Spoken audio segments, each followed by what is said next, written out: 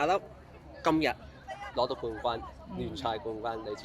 自己有咩感受咧？都開心嘅，呢季見到點講好呢？因為其實呢季有啲新球員加入啦，跟住其實由聯賽開頭大家未係好磨合到，大家可能都未似一隊波，跟住去到而家見到大家都可以融入得好好，越踢越好，其實係好開心嘅，仲要贏埋個冠軍，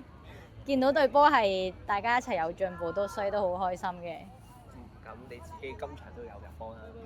即係都係第一球你入啦。你自己入咗波之後，你自己個感受會係點咧？你自己會唔會真係有冇諗過會咁嘅情況之下攞到冠軍咧？其實都有諗過嘅呢啲，其實之前可能呢2個禮拜，因為始終我哋叫第一、第二隊都咬得好緊。我哋都知其實我哋由我諗上個月開始都知道，我哋其實只要之後每一場贏可以贏到波就可以一定係頭2，所以其實大家都好盡力去踢呢啲比賽嘅。咁今日入完波之後，其實都叫俾咗個定心丸大家咯，我諗，因為其實開頭其實睇翻